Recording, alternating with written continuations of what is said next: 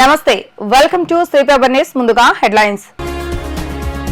ఏపీలో మరో 7 విమానాశ్రయాలు ఏర్పాటే లక్ష్యంగా కృషి చేస్తానన్న కేంద్ర మంత్రి కింజరపు రామ్మోహన్ నాయుడు. పవిత్ర సంగమం వద్ద నవహారతులు ఇచ్చేందుకు చేపట్టాల్సిన ఏర్పాట్ల పనులను పరిశీలించిన కలెక్టర్ సుజన. పోలవరం ప్రాజెక్టు కొత్త డయాఫ్రమ్ వాల్ నిర్మాణ పనులు మేఘా సంస్థకి అప్పగించనున్నట్లుగా వెల్లడించిన మంత్రి నిమ్మల రామానాయుడు. ఏపీలోని 7 విమానాశ్రయాలను 14కు విస్తరించాలన్నదే తమ లక్ష్యమని కేంద్ర మంత్రి రామ్మోహన్ నాయుడు అన్నారు. రాజమహేంద్రవరం, విజయవాడ, కడప విమానాశ్రయాల్లో టెర్మినల్ సామర్థ్యం పెంపు పనులపై సీఎం చంద్రబాబు నాయుడుతో సమీక్ష చేసినట్లుగా తెలిపారు. నిర్మాణ పనులు త్వరగా పూర్తి చేయాలని సీఎం సూచించారని తెలిపారు. ఢిల్లీలో ముఖ్యమంత్రి నారా చంద్రబాబు నాయుడుతో సమావేశం అనంతరం రామ్మోహన్ నాయుడు మీడియాతో మాట్లాడుతూ ఏపీలో కొత్త విమానాశ్రయాల ఏర్పాటుకు భూమిని గుర్తిస్తే తమ శాఖ తరపున సహకారం అందజేస్తామని అన్నారు. శ్రీకాకుళం, దగదత్తికుప్పం, నాగార్జున సాగర్లో విమానాశ్రయాల ఏర్పాటుకు గుర్తించినట్లుగా మంత్రి వివరించారు. మాక్సిమం సపోర్ట్ ఆంధ్రప్రదేశ్ రాష్ట్రానికి ఇవ్వాలని చెప్పే ఆలోచనతో మేము కూడా ఆయనకి హామీ ఇచ్చాం.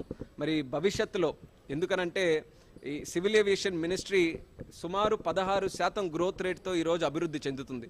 చాలా ఎయిర్పోర్ట్స్ నరేంద్ర మోదీ గారి తాలూకా ఆశీస్సులతో గత 10 సంవత్సరాలుగా 74 ఉన్నటువంటి ఎయిర్పోర్ట్స్ ఈరోజు 157 చేసుకున్నాం. ఇంకా భవిష్యత్తులో ఇంకా డెవలప్ చేయాలన్న ఆలోచనతో మోదీ గారు కూడా మా అందరికీ ముఖ్యంగా గైడ్ చేయడం జరుగుతుంది. కాబట్టి ఎయిర్పోర్ట్స్ని, ఏవియేషన్ని ఒక ఇంపార్టెంట్ సెక్టర్గా మేము భావించి మేము దాన్ని ముందుకు డ్రైవ్ చేయాలని ఒక యువ కేబినెట్ మంత్రిగా నేనైతే ఒక ప్రయారిటీగా తీసుకొని ముందుకు నడిపిస్తున్నాం. స్టేట్స్ కూడా ఇలా ప్రోయాక్టివ్గా, ఆంధ్రప్రదేశ్ రాష్ట్రం నేను చెప్పుకోవాలి, ప్రోయాక్టివ్గా పర్సూ చేస్తుంది. సివిల్ ఏవియేషన్ని మా రాష్ట్రంలో ఎలా వినియోగించుకోగలం. సో అలాంటి ప్రోయాక్టివ్ స్టేట్స్ కూడా మాకు వచ్చినప్పుడు అది ఖచ్చితంగా మాకు కూడా యాడెడ్ బెనిఫిట్ అవుతుంది. కాబట్టి ఈరోజు జరిగినటువంటి మీటింగ్ చాలా చక్కగా జరిగింది. ఆంధ్రప్రదేశ్ రాష్ట్ర భవిష్యత్తుకి ఒక మంచి దిశ నిర్దేశం చేసే విధంగా ఈ మీటింగ్ జరిగింది. కాబట్టి చాలా ఆనందంగా ఉంది. ఈరోజు ప్రత్యేకంగా ఆయన కూడా టైం తీసుకొని మా మినిస్ట్రీకి వచ్చి ఈరోజు ఈ కార్యక్రమంలో పాల్గొన్నందుకు, మరి అలాగే మా అధికారులందరూ కూడా చాలా ఆనందంగా, ఉత్సాహంగా వాళ్ళు కూడా ఈరోజు చంద్రబాబు నాయుడు గారు కలవడంతో పాటు మా మినిస్ట్రీ తాలూకు విషయాలన్నీ కూడా చెప్పారు. దీనికి ఖచ్చితంగా భవిష్యత్తులో ఇది ఏదైతే ఈరోజు రివ్యూ మీటింగ్ వరకు జరిగిందో దాన్ని యాక్షన్ రూపంలో కూడా భవిష్యత్తులో కార్యాచరణ రూపంలో దాల్చడానికి కూడా మా వంతు ఎక్కడ ఎటువంటి బ్యాక్లాగ్స్ లేకుండా ముందడుగు వేస్తామని చెప్పి అందరికీ కూడా తెలియజేస్తున్నాం. రాష్ట్ర ఆర్థిక పరిస్థితి నేపథ్యంలో ఈ ఎయిర్పోర్ట్స్ నిర్మాణం కానీ ఇవన్నీ సాధ్యమైన కేంద్రం నుంచి ఎటువంటి సహకారం ఉంది ఎయిర్పోర్ట్స్ నిర్మాణం? కేంద్ర ప్రభుత్వం ఎక్కడైనా సరే, కేవలం ఆంధ్రప్రదేశ్ రాష్ట్రం అనే కాదు, ఏ రాష్ట్రంలోనైనా సరే ఒక ఎయిర్పోర్ట్ తయారు చేయాలి అన్నప్పుడు వాళ్ళు ల్యాండ్ కానీ ఎయిర్పోర్ట్ అథారిటీకి అప్పచెప్తే ఎయిర్పోర్ట్ అథారిటీ నుంచే మొత్తం అంతా ఎయిర్పోర్ట్ కన్స్ట్రక్షన్ యాక్టివిటీ అంతా కూడా మేము చూస్తూనే వచ్చాం. ఇదే పద్ధతిలో గతంలో అన్నీ కూడా జరిగాయి. సో ఆ విషయం కూడా రాష్ట్ర ప్రభుత్వానికి చెప్పాం. ఆర్థికంగా మీరు ల్యాండ్ కానీ పూలప్ చేసుకొని ఎయిర్పోర్ట్ అథారిటీకి ఇవ్వగలిగితే కేంద్ర ప్రభుత్వం తరపునే ప్రతి ఒక్క పైసా కూడా పెట్టి ఎయిర్పోర్ట్స్ డెవలప్ చేస్తామని చెప్పాం. కాబట్టి ఆ మోడల్లో ఖచ్చితంగా రాష్ట్రం మీద ఆర్థిక భారం తగ్గుతుంది. కేంద్ర ప్రభుత్వం తాలూకా సహకారం వాళ్ళు పొందొచ్చు. దసరా ఉత్సవాలకు ముందుగానే పవిత్ర సంగమం వద్ద నవహారతులకు ఏర్పాట్లు పూర్తి చేసి సిద్ధం చేయాలని జిల్లా కలెక్టర్ జి సృజన అధికారులను ఆదేశించారు. ఆధ్యాత్మిక పర్యాటక కేంద్రంగా పవిత్ర సంగమం ప్రదేశాన్ని తీర్చిదిద్దేందుకు రాష్ట్ర ప్రభుత్వం ప్రత్యేక చర్యలు తీసుకుంటుందని అన్నారు. ఇబ్రహీంపట్నం సమీపంలోని పవిత్ర సంగమం వద్ద కృష్ణా గోదావరిలకు నవహారతులు ఇచ్చేందుకు చేపట్టాల్సిన ఏర్పాట్లపై జిల్లా కలెక్టర్ డాక్టర్ జి సృజన సంబంధిత శాఖల అధికారులతో కలిసి పవిత్ర సంగమం ప్రాంతాన్ని పరిశీలించారు. అనంతరం కలెక్టర్ మాట్లాడుతూ పవిత్ర సంగమం ప్రాంతాన్ని ఆధ్యాత్మిక పర్యాటక కేంద్రంగా తీర్చిదిద్దడానికి చర్యలు తీసుకుంటామని అన్నారు. పవిత్ర సంగమం ప్రాంతం అభివృద్ధి చేయడానికి అన్ని శాఖల సహకారం తీసుకుంటామని అన్నారు. ఇబ్రహీంపట్నం నుండి పవిత్ర సంగమం వరకు సుమారు 1.7 కిలోమీటర్ల ప్రధాన రహదారిని అభివృద్ధి చేయడంతో భవిష్యత్తులో రోడ్డు దెబ్బతినకుండా కాలువగట్లను పటిష్టపరిచేందుకు చర్యలు తీసుకోవాల్సిన అవసరం ఉందని అన్నారు.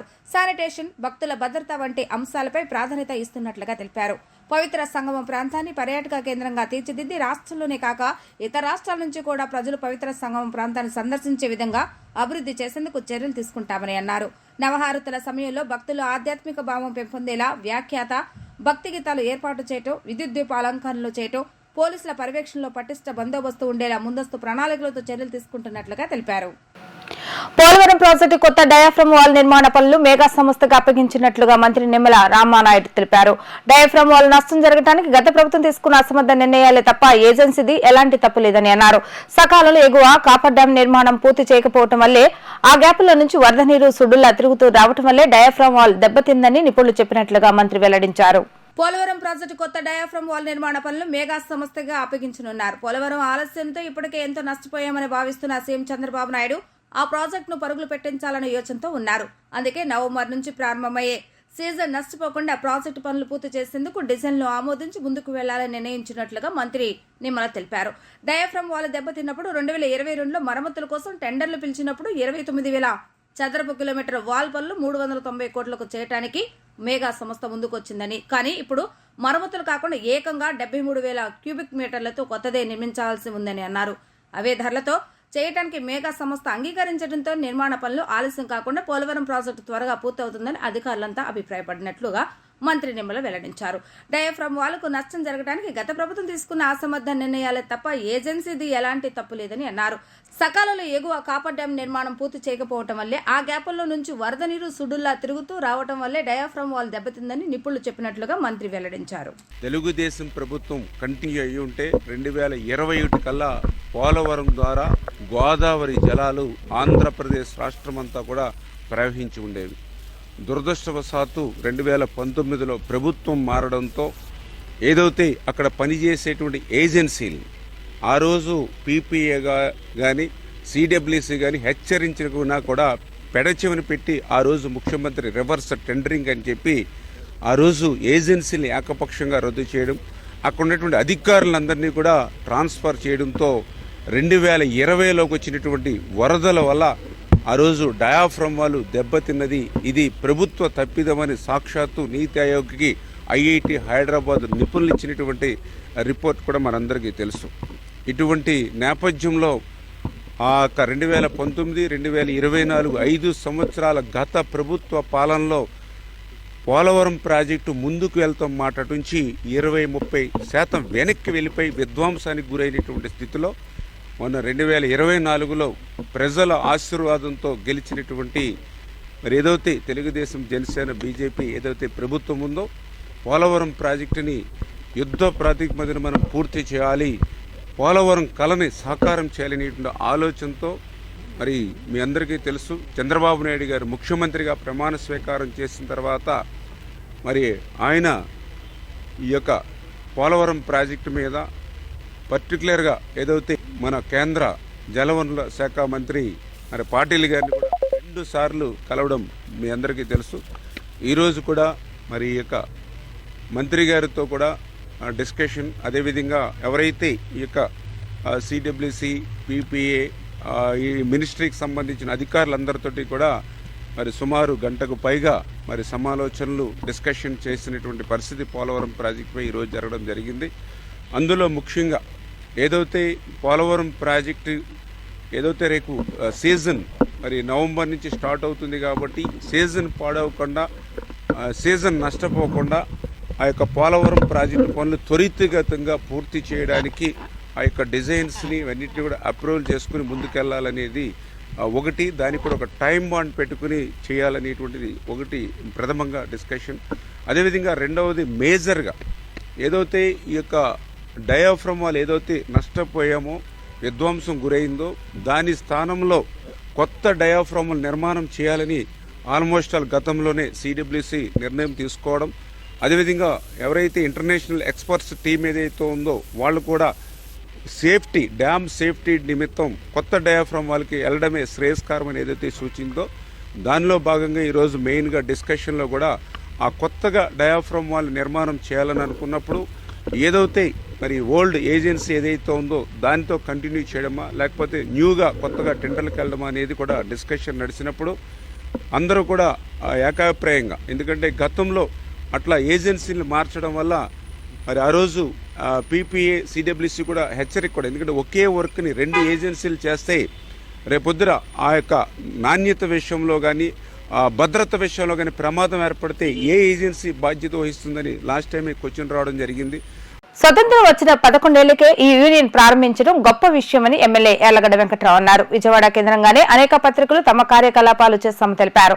జర్నలిస్టుల సమస్యలు గత కొంతకాలంగా వింటూనే ఉన్నామని ఆయన స్పష్టం చేశారు. గన్నవరం ఏపీయూడబ్ల్యూజే 67 వార్షికోత్సవ కార్యక్రమంలో ఎమ్మెల్యే యార్లగడ్డ వెంకట్రావు పాల్గొన్నారు. యూనియన్ జెండాను ఆవిష్కరించారు. యూనియన్ వార్షికోత్సవం సందర్భంగా గన్నవరం ప్రభుత్వ హాస్పిటల్లో రోగులకు పండ్లను పంపిణీ చేశారు. ఈ సందర్భంగా ఎమ్మెల్యే మాట్లాడుతూ జర్నలిస్టులకు ఇళ్ల స్థలాలు ఇచ్చే బాధ్యత తనదని భరోసా ఇచ్చారు. ప్రతి జర్నలిస్టుకు న్యాయం చేస్తానని హామీ ఇచ్చారు. ప్రెస్ క్లబ్ సమస్యలను అధికారులతో మాట్లాడి 2 నెలల్లో పరిష్కారం చేస్తానని తెలిపారు. యూనియన్ వార్షికోత్సవం సందర్భంగా పండ్ల పంపిణీతో పాటు ప్రభుత్వ హాస్పిటల్లో తనిఖీ చేయడం జరిగిందని పేర్కొన్నారు.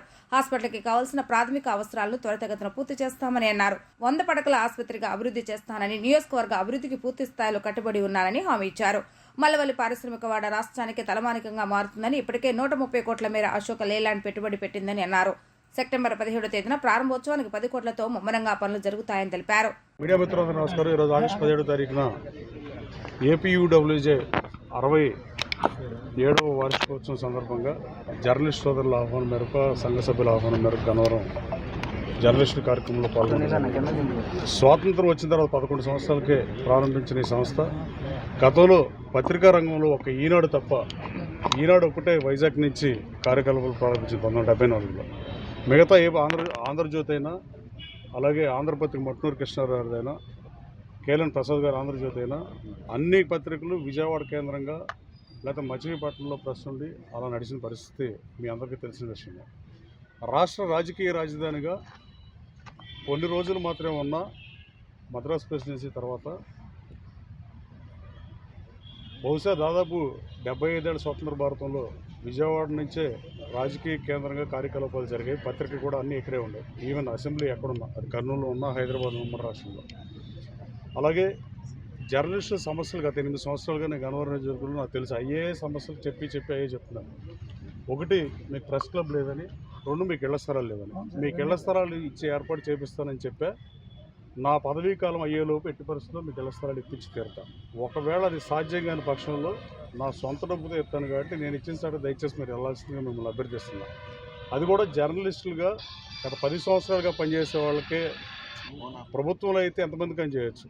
పర్సనల్గా చేయాలంటే సీనియర్ పాత్రికేయుల వరకు గతం నుంచి పాత్రికేయ రంగంలో ప్రజల కోసం, ప్రజాస్వామ్యం కోసం పనిచేసే జర్నలిస్ట్ సోదరుల వరకు నేను ఇస్తాను, మీకు హామీ ఇస్తున్నాను.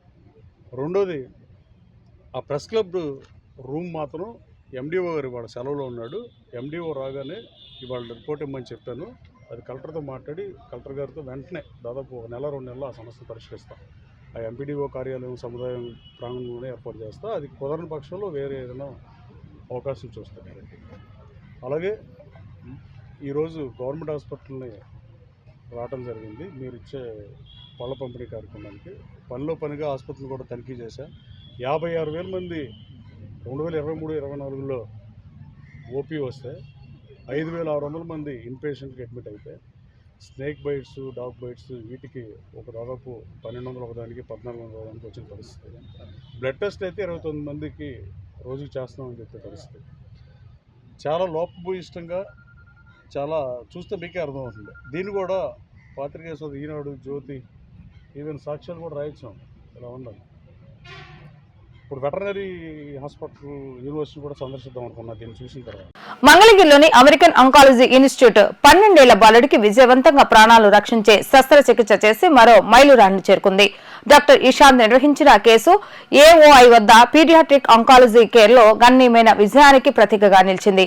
విజయవాడ, గుంటూరు, వైజాగ్ రీజియన్లో 12 ఏళ్ల చిన్నారిపై 8 ఏళ్ల తర్వాత విజయవంతమైన కేసుతో మంగళగిరి అమెరికన్ అంకాలజీ ఇన్స్టిట్యూట్ వైద్య రంగంలో తనదైన ముద్ర వేసింది. మంగళగిరిలోని అమెరికన్ అంకాలజీ ఇన్స్టిట్యూట్లో నిర్వహించిన మీడియా సమావేశంలో ఏఓఐ మంగళగిరికి చెందిన సర్జికల్ అంకాలజిస్ట్ డాక్టర్ ఇషాంత్ అయినవూరి మాట్లాడుతూ, ఎస్కే అఖిల్ అనే 12 సంవత్సరాల బాబుకు తొడ ఎముక యొక్క దిగువ భాగంలో మోకాలి దగ్గర ఆస్టియోస్కార్మాతో బాధపడుతున్నాడని చెప్పారు. ఆస్టియోస్కార్మో అనేది ఒక రకమైన ఎముక క్యాన్సర్. ఇది సాధారణంగా ఎముకలను ఏర్పరిచే కణాలలో మొదలవుతుందని అన్నారు. సాధారణంగా పొడవాటి ఎముకలను ప్రధానంగా కాళ్లలో, మరీ ముఖ్యంగా మోకాలి చుట్టూ ఇది ఎక్కువ ప్రభావితం చేస్తుందని చెప్పారు. మేము అతని అవయవాన్ని రక్షించగలము మరియు అతని భవిష్యత్ ఎదుగుదలకు తగిన పరిష్కారాన్ని అందించగలగటం నమ్మశక్యం కానిది. ఈ ఫలితం అధునాతన వైద్య సాంకేతికతతో క్లినికల్ నైపుణ్యాన్ని కలపటం యొక్క శక్తిని ప్రదర్శిస్తుందని అన్నారు. ఈ చికిత్స ఫలితం పట్ల తన సంతోషాన్ని వ్యక్తం చేస్తూ ఈ కేసు అత్యాధునిక క్యాన్సర్ సంరక్షణను అందించడంలో ఏఓఐ యొక్క అధునాతన సామర్థ్యాలను ఉదాహరిస్తుందని అన్నారు. విజయవాడలో ఇటువంటి అధునాతన చికిత్స ఎంపికలను అందించగల మా సామర్థ్యం ప్రపంచ స్థాయి ఆరోగ్య సంరక్షణను స్థానికంగా అందించాలని మా నిబద్ధతకు నిదర్శనమని ఆయన అన్నారు. అనంతరం అఖిల్ తల్లి మాట్లాడుతూ అద్భుత రీతిలో డాక్టర్ల సహకారంతో విజయవంతంగా శస్త్రచికిత్స చేశారని, తమ బాబు కోలుకుంటున్నాడని హర్షం వ్యక్తం చేశారు.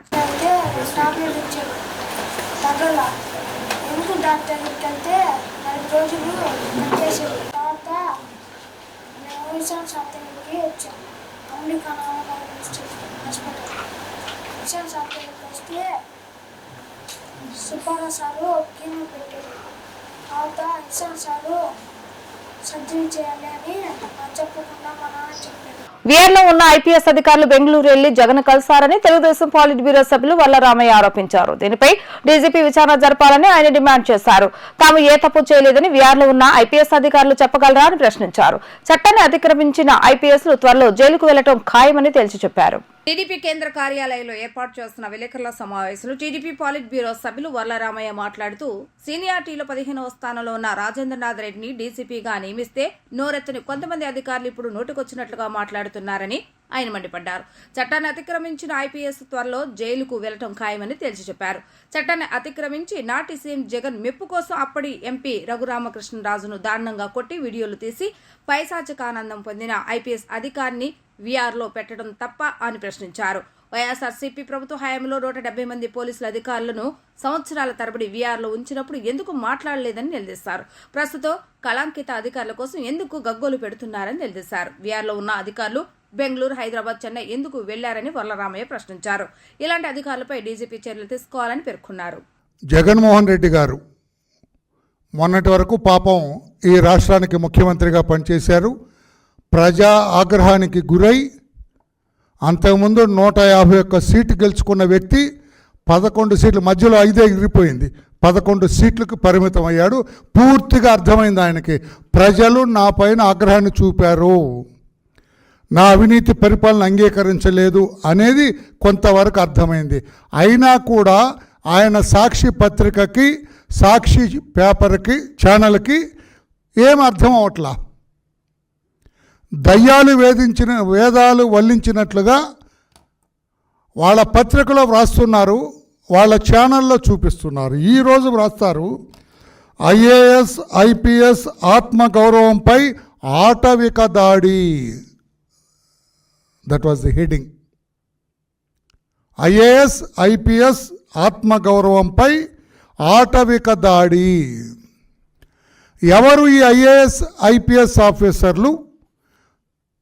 వాళ్ళ ఆత్మవిశ్వాసంపై, ఆత్మగౌరవంపై ఆటవిక దాడి ఎందుకు చేశారు, ఎవరు చేశారు, ఇది మనం విశ్లేషించాలి. కొన్ని పేర్లు చెప్పారు వాళ్ళు. ఇటువంటి నిష్ణాతులైన, నీతిమంతులైన, ₹1 కూడా లంచం తీసుకోవటానికి బెరుకుపడే వ్యక్తులు అన్నట్లుగా ఆ పత్రికలో వ్రాయటం చాలా సిగ్గుచేటని చెప్పి కూడా నేను తెలియచేస్తూ ఉన్నా. ఎవరిని పెడతారు వీఆర్లో? తప్పు చేసిన అధికారుల్ని, తప్పు చేశారని భావిస్తున్న అధికారుల్ని, తప్పు చేస్తాడేమో అని తెలిసిన అధికారుల్ని వీఆర్లో పెడతారు. వీఆర్లో పెట్టి అవసరమైన వాళ్ళ సర్వీసులు వాడతారు.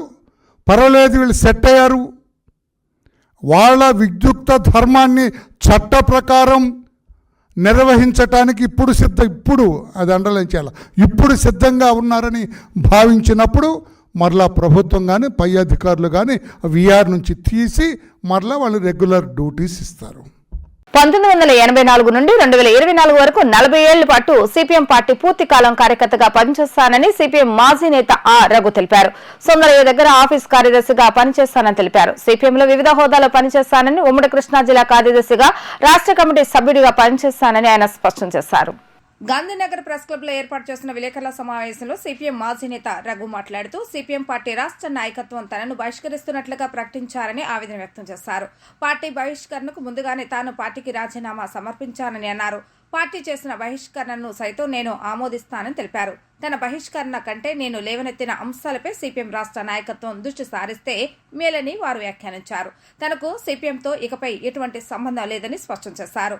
అంతరంగిక పోరాటం సిపిఎంలో గత కొంతకాలంగా చేశానని, సిపిఎంను రివిజనిస్ట్ పద్ధతిలో నడుపుతున్నారని ఆరోపించారు. 2015లో విశాఖపట్నం మహాసభలో 25 ఏళ్లలో ఎన్నికల పొత్తులు పెట్టుకోవడం వల్ల నష్టపోయామని, నిర్ధారణకు వచ్చిన నాయకత్వం తీరులో మార్పు లేదని మండిపడ్డారు.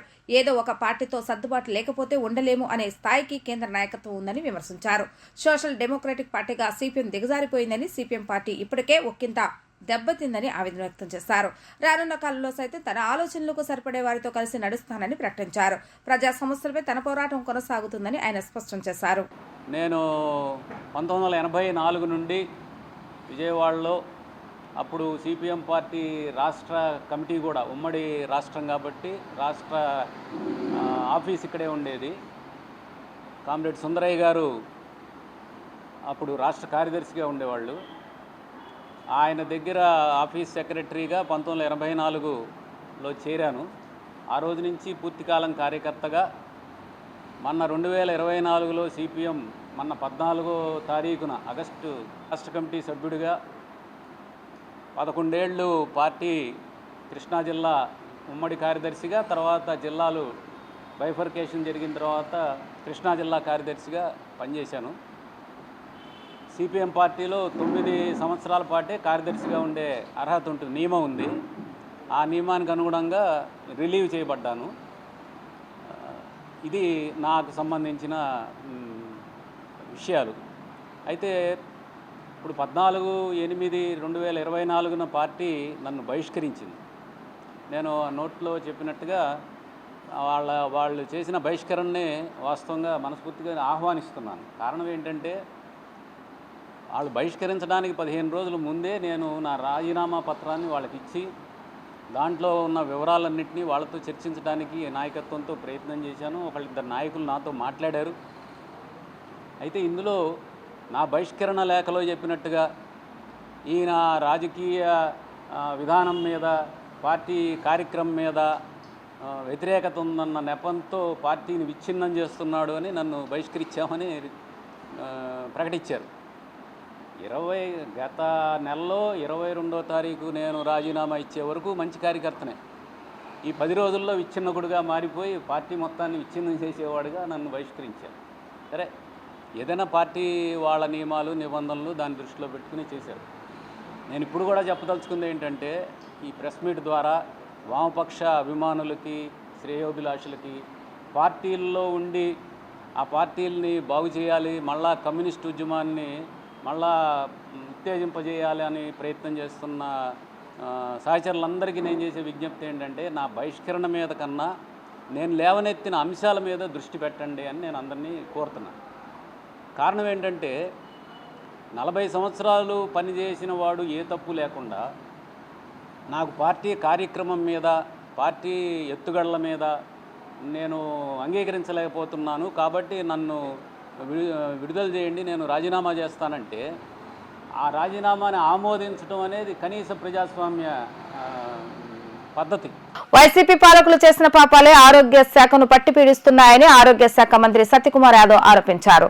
ప్రభుత్వ హాస్పిటల్ పనితీరును మెరుగుపరిచేందుకు 30 అంశాలతో కూడిన కార్యాచరణ ప్రణాళికను అమలు చేస్తున్నట్లుగా తెలిపారు. ఆరోగ్య శాఖపై పూర్తి స్థాయిలో అన్నింటినీ నిర్వహిస్తామని అన్నారు. ప్రతి హాస్పిటల్లో హెల్త్ డెస్క్లను ఏర్పాటు చేసి రోగులకు అందిస్తున్న వైద్యంపై ఫీడ్బ్యాక్ తీసుకుంటామని తెలిపారు.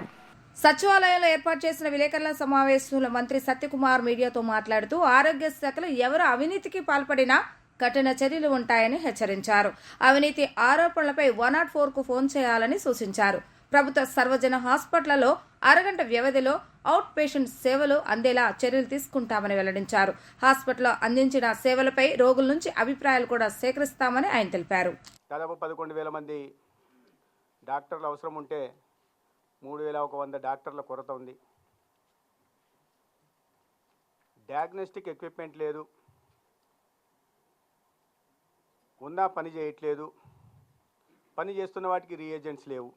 అదేవిధంగా కింద స్థాయిలో ఎంఎన్ఓలు, ఎఫ్ఎన్ఓల పనితీరు కొరత ఒకవైపు, పనితీరు స్ట్రెచ్చర్లు పనిచేయట్లేదు, వీల్ చైర్లు పనిచేయట్లేదు.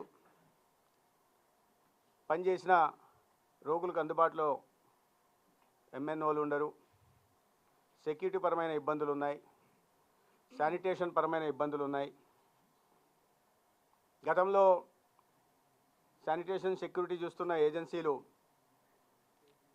అనేక నెలలుగా అవుట్సోర్సింగ్ ఎంప్లాయీస్కి జీతాలు ఇవ్వడం లేదు. ఇటువంటి పరిస్థితుల్లో ఎలాగ మెరుగుపరుచుకోవాలి? చాలా చోట్ల వైరింగ్ కాలిపోయింది, ఎక్స్రే మిషన్ చాలా రోజులుగా పనిచేయట్లేదు, సిటీ స్కానర్ కొన్ని నెలలుగా పనిచేయట్లేదు, డయాలసిస్ సెంటర్లలో మిషన్ చెడిపోయింది, టెక్నీషియన్ లేడు. చివరికి అనేక ఆసుపత్రుల్లో మంచినీటి కొరత గురించి కూడా చెప్పడం జరిగింది. బోర్లు కొన్ని సంవత్సరాలుగా బోర్లు ఎండిపోయి ఉన్నాయి. మున్సిపాలిటీ నుంచి వస్తున్న వాటరు సరిపోవట్లేదు. ఉదాహరణకు కడప ఆసుపత్రికి ప్రతిరోజు వారి అవసరం 2.5 గ్యాలన్ల మంచినీరు అయితే 1 గ్యాలన్ మాత్రమే వస్తుంది. ఎక్కడో దూరంగా ఉండడం కారణంగా ఒక పేషెంట్ ఆసుపత్రికి వెళ్ళాలంటే 250 రూపాయల నుంచి 300 రూపాయలు, అంటే ఒక పేద ఆసుపత్రి చేయడానికి 300 రూపాయలు ఖర్చు పెట్టాల్సిన పరిస్థితి. మహాప్రస్థానం దగ్గర నుంచి అంబులెన్స్ల కొరత.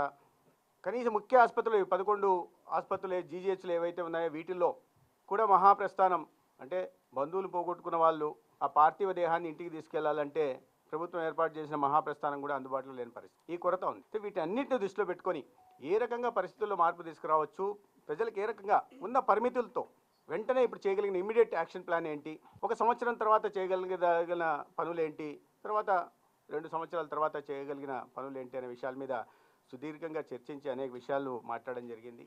ముఖ్యంగా ఆసుపత్రులు అనేసరికి ఒక సానుకూల అభిప్రాయం కల్పించాలంటే ఆ క్లీన్లీనెస్ ఉండాలి. వార్తలు ముగించే ముందు హెడ్లైన్స్ మరొకసారి.